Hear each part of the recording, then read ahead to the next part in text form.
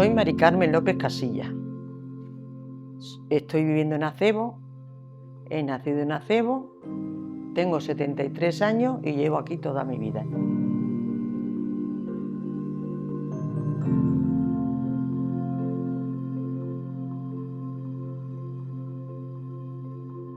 Mi padre se vino aquí a trabajar, que entonces existían las minas, y le dijeron que aquí había bastante trabajo y se estaba ganando dinero. Se vino aquí, conoció a mi madre y de eso estoy yo aquí. Mi madre se dedicaba a la casa, cosía. Mi padre se dedicaba más o menos, yo creo que más después de las minas se fue a vivir a una casa y se dedicaba más a la agricultura.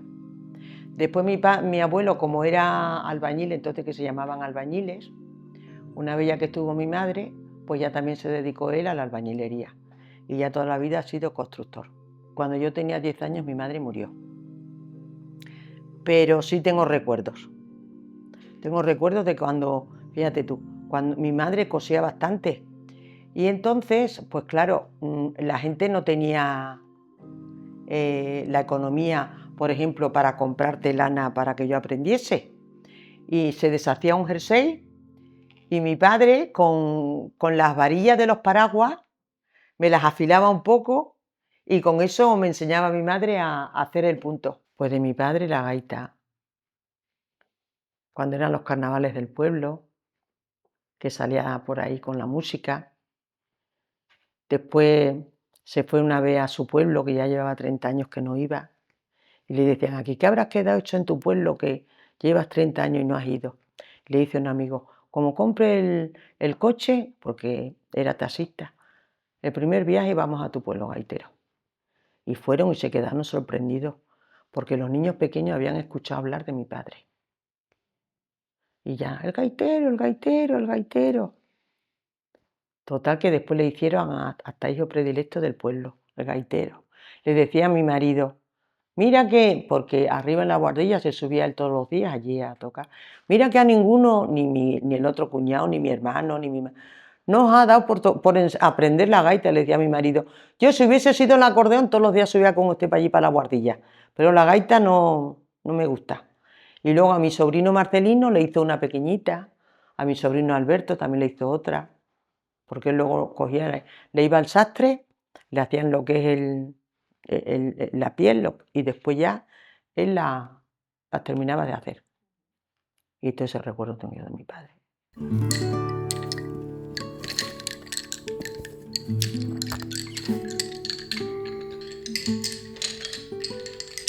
Pero hay una curiosidad, que en casa sabían hacer encaje, pero no nos sabían enseñar. No tenían paciencia. Entonces, pues yo, por ejemplo, me iba a la vecina, me sentaba ahí en la puerta, cuando nos daban las vacaciones en el verano, nos ponían las puntillitas estrechitas y a lo mejor si no lo aprendíamos nos decían, ay, eso te tienes que levantar temprano sin desayunar, que es cuando más pronto aprendes. Y yo me acuerdo de levantarme temprano, Decían que estabas más concentrada y entonces que aprendías mejor las cosas. Me parece que había 2 talleres aquí en el pueblo, pero yo eso no lo llegué a conocer. Yo ya llegué a conocer cuando la gente ya se dedicaba a hacerlo personalmente en su casa y ella directamente los vendía. Y había otras que se dedicaban a hacerlo y otras salían a venderlo. Y fíjate, al principio se iban, si es que han sido muy valientes las mujeres de aquí, porque al principio se iban a los pueblos alrededor sin saber leer ni escribir. A lo mejor se iban con un burrito o en los autobuses y entonces no llevaban ni maleta, llevaban lo que era un paño, allí metían todo lo que iban a vender, le hacían un atado así y con eso vendían. Y en todas las provincias de capitales había gente de mi pueblo. Yo algunas veces, así recordando, decimos, a ver, ¿en qué sitio, en qué zona no hay gente de Acebo? En tal sitio. No, que está la fulana. En tal sitio tampoco hay. No, que está la otra. Sí, no hay un sitio que no haya gente del pueblo que esté trabajando a través de esto. Se fueron, emigró mucha gente de eso. Después aquí también hemos tenido la suerte de que aquí se hacía el material todo para hacer el encaje de bolillos. Estaba el que hacía los bolillos, el que hacía el mundillo, que los bolillos normalmente se hacían con con madera de naranjo, que era el mejor. La madera del naranjo la cortaban, la secaban y luego ya le daban forma y hacían el bolillo. Y luego había un señor que era el barbero y se dedicaba a hacer eso, que eso se llena de paja, lo que es la almohadilla. Tú, por ejemplo, tenías un dibujo, un picado, y entonces se lo dejaban de una señora a otra. Entonces eso era muy valioso, el picado. Cuando ya se te estaba rompiendo, le ponías otro cartón detrás y se lo cosía. Entonces tú ibas, cogías la plantilla de ese picado que tú tienes, ponías debajo otro cartón y a través de agujerito a agujerito, que me acuerdo que me decían cuando yo empecé a aprender a hacer eso, tienes que poner, porque entonces era un alfiler un poquito más gorda para hacer el agujero, tienes que poner el alfiler bien derecha porque si no, luego el dibujo te sale torcido, ya no salía en condiciones. Y luego también había aquí un señor para dibujarlos, que se llamaba Julián. Ese iba y decía, señor Julián, mira a ver si me puede hacer un dibujo de tal. Ahora lo sacan por ordenadores, que muchas veces no eres capaz de sacarlo, porque claro, lo sacan por ordenadores, ahora tú te lo puedes hacer y dices, ¿y ahora para dónde me van estos bolillos? Te lo tienes que imaginar tú. Pero entonces había un señor que los dibujaba, se llamaba Julián. De él me acuerdo yo todavía.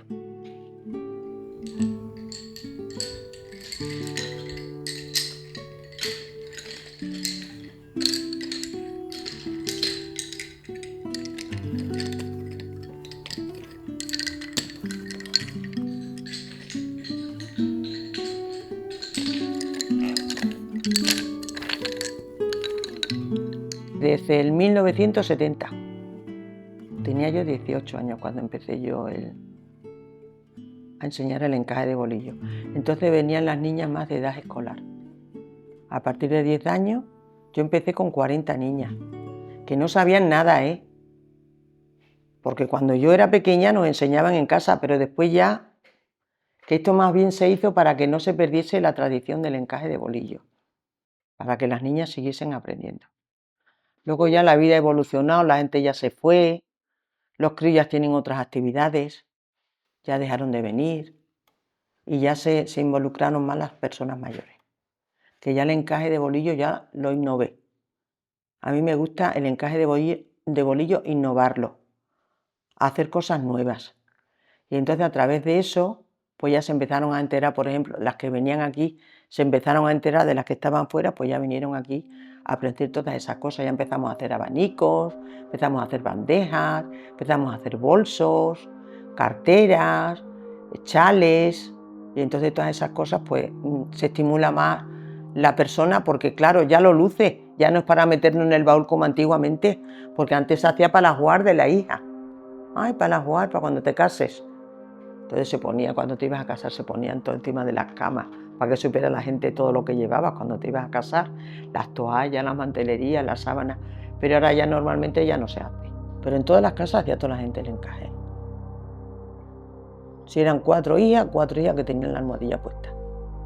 Y entonces como se hacían más o menos para las mantelerías y los juegos de cama, porque no se hacían para otra cosa, por ejemplo, una ponía lo que era la sábana y la otra ponía el almohadón. Para terminar antes, porque las que se iban fuera, por ejemplo, a ti te decían, mira, para cuando vengas para otro golpe me tienes 2 juegos de este y un juego de tal. Iba otra. Pero tú no le decías que tú ya tenías encargado y que no se lo podías hacer. Mira, a mí me tienes esto, a mí me tienes lo otro. Entonces cuando venían de vuelta, cuando se enteraban que ha venido la fulana, pues esta ya va a venir, quita que coja la almohadilla que estoy haciendo de ella. Todavía no me has terminado el encaje, no he tenido tiempo. Pero es mentira porque tenías otra puesta. Entonces tú estabas haciendo 2 labores a la vez para ganar más dinero, porque la verdad, entonces se necesitaba. Aquí siempre se ha tenido las manos ocupadas porque ha sido la artesanía, la mente y las manos.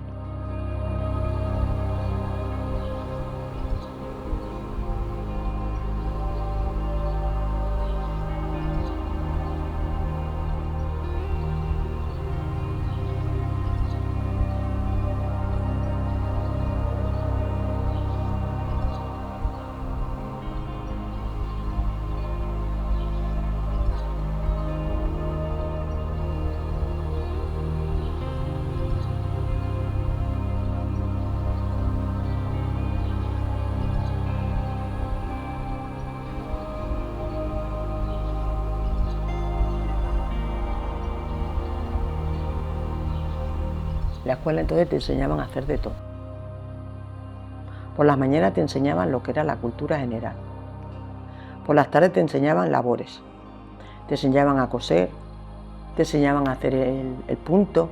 Fíjate, en las escuelas nunca se implantó el encaje de bolillos. Sería porque lo tenías en casa. Y en las escuelas lo que te enseñaban era a bordar, a coser, a hacer el punto por las tardes, todas las tardes. En este tiempo es así, bueno, más en la primavera nos salíamos a la galería. A mí me gustó mucho, yo aprendí mucho en la escuela también. Porque decían algunos, entonces se llamaban maestros. No enseña nada, y yo le decía, pues a mí me enseña, porque yo tengo aspiración a aprender. Ahora, las que están atrás, si le pone un trabajo, lo ha terminado y no va, entonces tenía muchos alumnos. Yo no, yo terminaba el trabajo y decía, ya terminé, pues no tenía más remedio que ponerme otro, porque es que no la dejaba yo que dejarme de enseñar. Y luego había otras que estaban para atrás, porque entonces nos ponían puntuaciones, te decían la lección, te ponías de pie, enseñaban la lección. Entonces te ponían la que mejor sabía, la primera, teníamos el pique ese, ya me quitó el puesto. Tú ahora ya pasas para adelante, tú pasas para atrás. Pero había algunas que estaban para atrás, que esas allí no se movían nunca, pero no tenían aspiración de aprender. Era el mismo profesor, luego no tenía la culpa el profesor, tenía la culpa la alumna que no tenía estímulo ni ilusión por el aprender. En la plaza había lo de los pequeños, y luego aquí a la entrada del pueblo estaban las de los mayores. Arriba estaban las chicas y abajo estaban los chicos, porque entonces no se mezclaban. Y luego para arriba estaban los que éramos pequeñitos. Entonces te daban leche por la mañana, nos poníamos en fila, te daban primero te daban el vaso con la leche en polvo y lo llevabas para casa. Luego ya te daban la leche allí, sobre las 12 así, nos poníamos en fila y nos daban el vaso de leche. Y luego por la tarde venían unos botes así muy grandes de queso.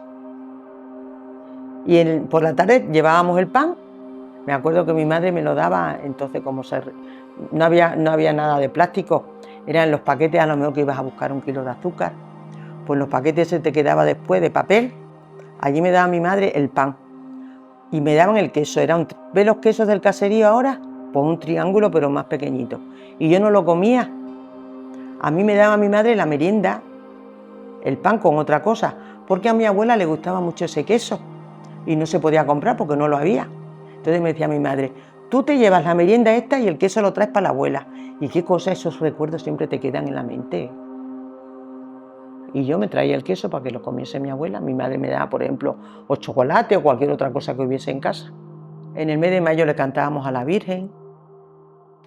Yo qué sé, muchas canciones. El patio de mi casa es particular, al cocherito leré. Jugábamos al pollo a pollo. A cierra vista, nos escondíamos, cuando era el recreo, nos escondíamos, había 2 grupos.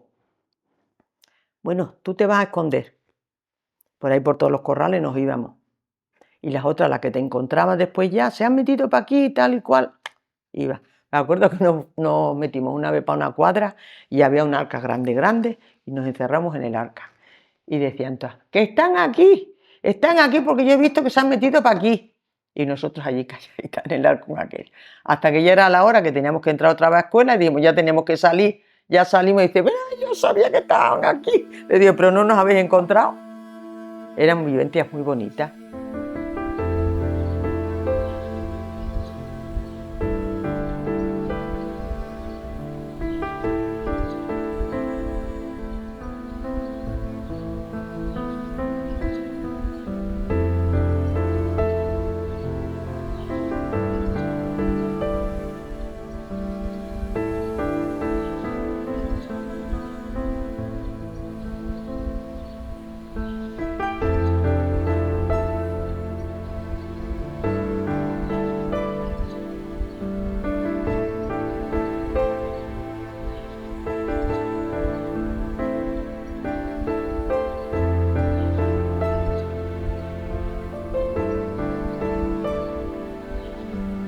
Y aparte de arriba del pueblo no existía.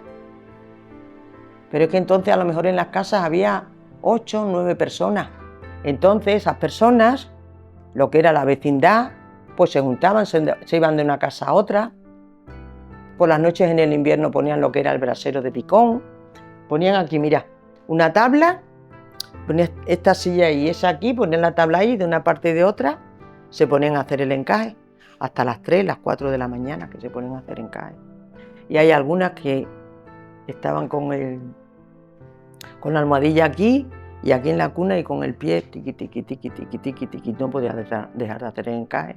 Y el crío a lo mejor llorando, y me cuentan a mí que les decía, mira, a ver, mujer, que ese niño no deja de llorar, que tendrá hambre. Sí, pero como deje de hacer encaje no le puedo dar de comer, así que si llora ya sabe lo que le espera, si lo cojo no come.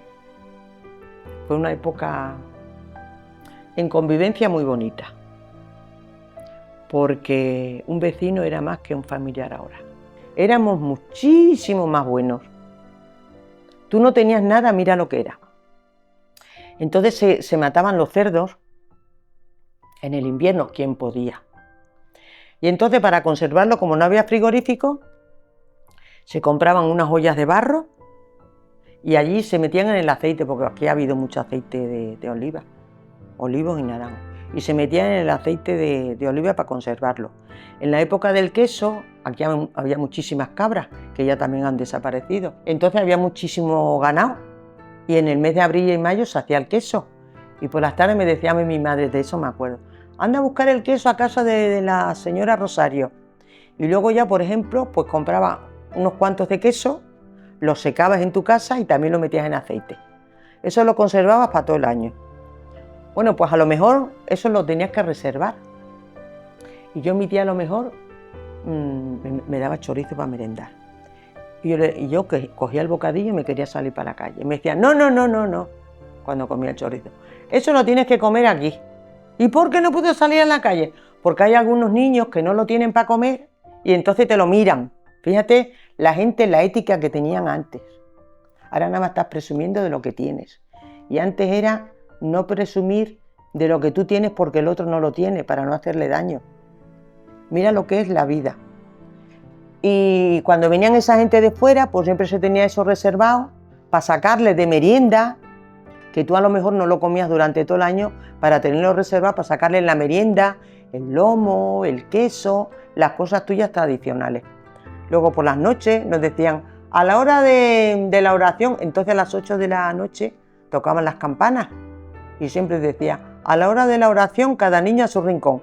Estuviésemos donde estuviésemos, cuando oían las campanas cada uno a su casa. Recuerdo las calles sucias, muy sucias, porque entonces no había agua y entonces, por ejemplo, tú fregabas los cacharros y el agua que te sobraba a la calle. Entonces ese recuerdo sí lo tengo, no sé, como mugre, calzadas de piedra, pero así, como sucio. Ese recuerdo sí lo tengo, fíjate tú, no se me va de la mente. Eso, y después con unas escobas en los balcones hacían así como un saliente y allí ponían las mujeres la ropa para que les diese el sol para blanquearla. Ir al río a lavar, nos poníamos todas para allí para lavar. Yo cuando era pequeña le decía a mi tía que me diese la ropa, iba a lavar. Llevábamos un cubo y yo ponía la ropa hueca para decirle a las amigas, fíjate toda la ropa que traigo yo. Mentira, me hacían así, eso es trampa, mira, se te ha bajado. Se te ha bajado. Nos íbamos ahora en el verano, debajo de los puentes.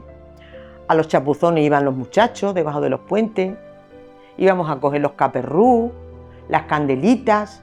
A lo mejor había cristales, una ala para casa con el pie todo cortado de los cristales que tiraban las botellas y para allí. Todo se reciclaba. Los envases eran de papel. Ibas a buscar alubia, todo era granel. El papel a la lumbre. Los cascarones de los huevos para las bodegas, para estiércol. Las comidas que te sobraban para el cerdo que tenías. La leche le ibas a buscar en la lechera. Es que no tenías nada para tirar, no había basura. Nosotros íbamos a bailar. Hacíamos las discotecas en las casas. Te juntabas unas cuadrillas, poníamos los tocadiscos, íbamos a bailar a las casas. ¿Tú no lo has visto eso de Cuéntame? De la época de las primeras, pues esa ha sido mi vida. La vida mía ha sido esa.